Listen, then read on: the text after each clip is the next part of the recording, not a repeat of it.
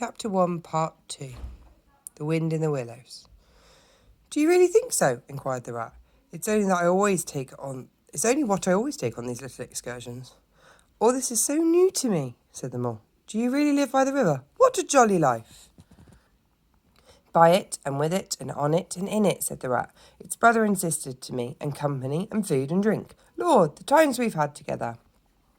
Now then, here's our backwater, where we're going to lunch." It was so very beautiful that the mole could only hold up both forepaws and gasp, "Oh my, oh my, oh my!" The rat helped the mole safely ashore and swung out the luncheon basket. The mole begged to be allowed to unpack it all by himself, and the rat was very pleased to indulge him and to sprawl at full length on the grass and rest. When all was ready, the rat said, "Now pitch in, old fellow." And the mole was very glad to, for he had started his spring cleaning at a very early hour that morning, as people will do, and had not paused for a bite or sup. "What are you looking at?" said the rat presently, when the edge of their hunger was somewhat dulled.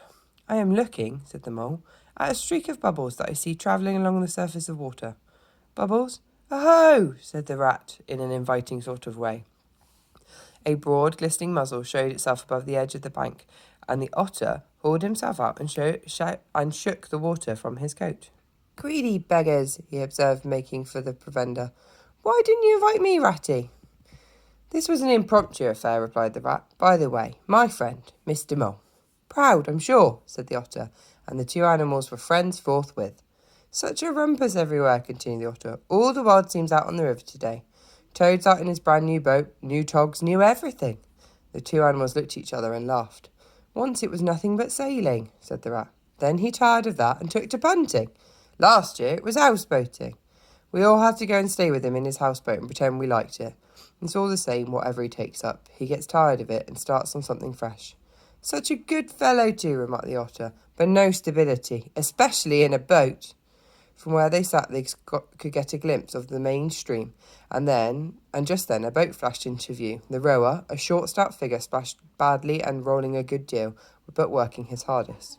The rat stood up and hailed him, but Toad, for it was he, shook his head and settled sternly to his work. "He'll be out of that boat in a minute if he rolls like that," said the rat, sitting down again. "Of course he will," chuckled the otter. Just then an errant mayfly swerved past. There was a swirl of water and a kloop, and the mayfly was visible no more.